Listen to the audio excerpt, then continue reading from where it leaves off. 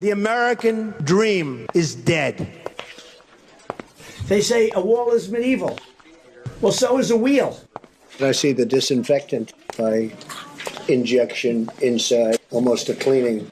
As you take a shower, the water doesn't come out. So what do? You just stand there longer, or you take a shower longer? Because my hair, I don't know about you, but it has to be perfect. There's nobody that understands the horror of nuclear better than me. I'm a very stable genius. Hold still, Donnie. I don't know what I said. I don't remember. Well, we do. Bing, bing, bing, bing, bing. You know that Trump must have lost his mind when he saw that. The record speaks for itself. One of the great memories of all time, James Webb. I don't remember the names. Don't remember the name. Viktor Orban. Did anyone ever hear of him? He's the leader of Turkey. By the way, they never report the crowd on January 6th. You know, Nikki Haley is in charge of security. 3 years later, how about that? Did you actually have a one-on-one with Comey then? Not much, not even that I remember. I like mosquitoes. We have languages coming into our country. We have nobody that even speaks those languages. They're truly foreign languages. Nobody speaks them. I have a really good memory. Your next wife was a woman by the name of Marla Maples? That's right. Do you recall what years you were married to Ms. Maples? it's called like Up Here, and it's called Memory, and it's called other things. So you don't remember saying you have one of the best memories? I don't remember that. And Putin, has so little respect for Obama that he's starting to throw around the nuclear word. You heard that, nuclear. We have to win in November, or we're not going to have Pennsylvania. They'll change the name. I talked to Putin a lot. Did you ask him that? I don't remember that. I saw that this morning. I don't remember asking him that question. I have a good memory and all that stuff, like a great memory. For 20 years, they were fighting ISIS. I defeated ISIS in 4 weeks. And we did with Obama.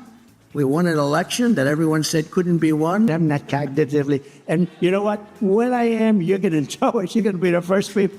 I know my people. You'll say, all right, Trump, you did a good job. Get the hell out of here. That's it.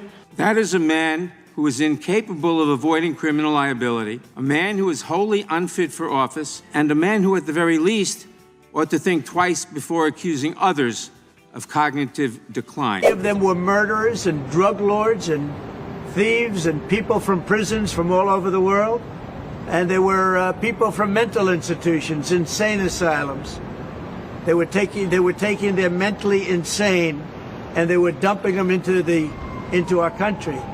And I'll tell you, Tom Homan and Kristi Noem are doing a fantastic job in removing them. And now the courts, the Supreme Court just gave us numerous good rulings where we have to be able to get them out. You had other judges trying to take over the system. And think of it, they take over. They want these people coming back. Tren de Aragua from Venezuela, the Venezuela jails that cut off the fingers of a man in Colorado. They cut off his fingers because he called the police looking for help. They said, did you call the police? He said, yes, I did. Put your hand down, and they cut off the fingers. This is what they want to bring these people back now. When I say insane asylums and then I say Dr. Hannibal Lecter, does anybody know? They go crazy. They say, oh, he brings up these names out of, well, that's genius, right? Dr. Hannibal Lecter. There's nobody worse than him. Silence of the Lambs. Who the hell else would even remember that? I have a great memory. But they always hit me. I don't bring it up too much because I have to take such a... He brought up Hannibal Lecter. What does that have to do with this? What is it? It has everything to do with it, right? That's who we're allowing into our country. And we don't want to allow that into our country. So I've done something for you that I haven't done in 20 speeches. I brought up Dr. Hannibal Lecter, and we're allowing him in our country. You watch these fake people will say, again, he brought up Hannibal Lecter. It has absolutely nothing to do. I do the weave, right? The weave, it's genius. You bring up Hannibal Lecter, you mention insane asylum, Hannibal Lecter, you go out. Now, there'll be a time in life where the weave won't finish properly at the bottom. And then we can talk. But right now, it's pure genius. Hey, I have an uncle, my uncle, Uncle John, my father's brother. 41 years at MIT, longest serving professor, has so many degrees, he didn't know what the hell to do with them all.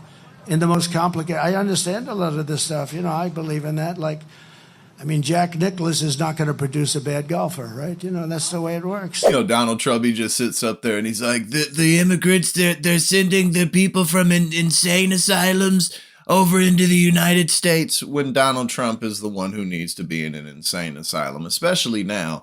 You know, the Supreme Court is like, nah, y'all got to get this person back from this El Salvadorian prison. And the Trump administration's like, nah, never admit mistake, never admit fault. We gonna keep him there, which is absolutely terrifying. Like, we're not even 5 months in yet, and this dude is already like literally turning everything on its head. And a man with that type of power and that type of vindictiveness, who doesn't realize that there's a difference between political asylum and insane asylum. You know, Donald, when people seek political asylum, they're looking for safety. They're looking for a place to get away from the dangers of their homelands for whatever reason that is. And we have laws around that. But that does not mean, that absolutely does not mean that, you know, these people are from insane asylums. But, you know, we're talking about Donald Trump here, and he doesn't know a damn thing. So, yeah, there you go. Another update on how the dumbest man in America somehow rose to the top.